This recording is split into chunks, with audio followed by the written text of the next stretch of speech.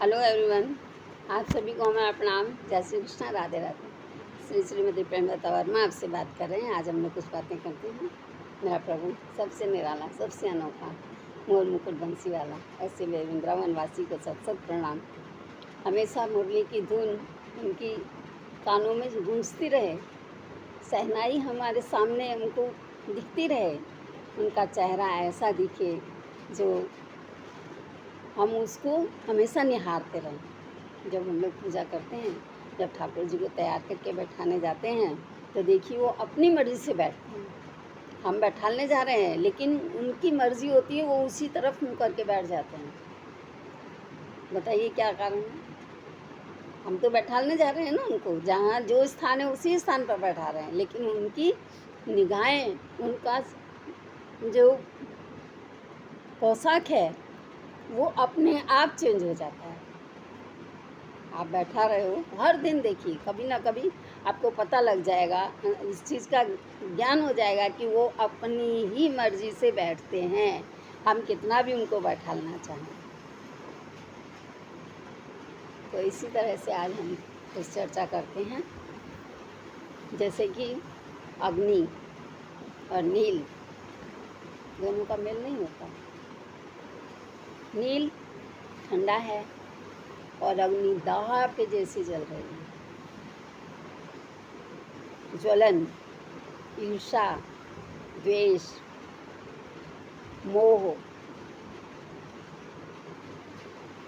वैराग और राग, जो राग रखते हैं, द्वेष रखते हैं, वहाँ पर हमेशा अग्नि जलती रहती है। और जो अग्नि जल रही है उसमें इंसान खुद जल रहा है।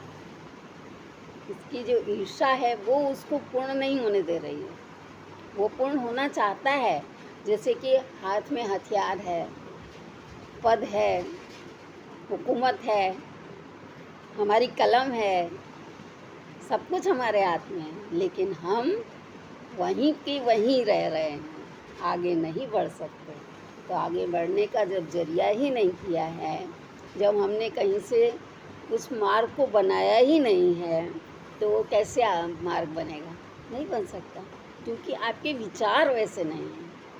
आपके जो विचार होंगे, आप अगर चाहते हैं कि दूसरों का बुरा हो, लेकिन वहाँ अहित और हित दोनों का रखवाला वो है, तो उसकी निगाहों के आगे आप कितना भी अपने अंदर से सूक्ष्म सूक्ष्म बातें अंदर छुपी होती हैं, जो इंसान दिखाता नहीं और दिखावा करता है, ये बात का आप ध्यान रखिएगा।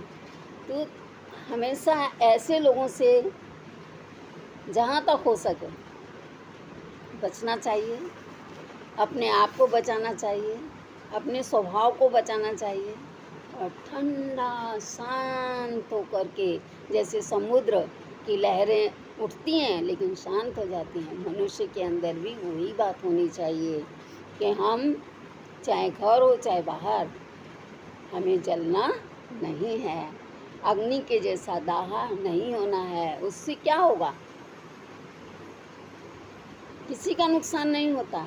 परमात्मा नहीं कहता किसी को भी कि तेरी जो आत्मा है, तू उसके जो तुझे मिली है और तुझे शरीर मिला है, तो शरीर जलने के लिए नहीं मिला है, शरीर उसको सुंदर बनाने के लिए मिला है, उसका सदुपयोग करने के लिए मिला है।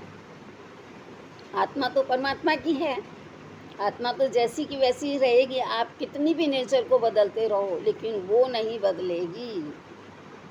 आपका दिनचर्या बदलती रहेगी, प्राकृतिक के सब कार्य बदलते रहेंगे।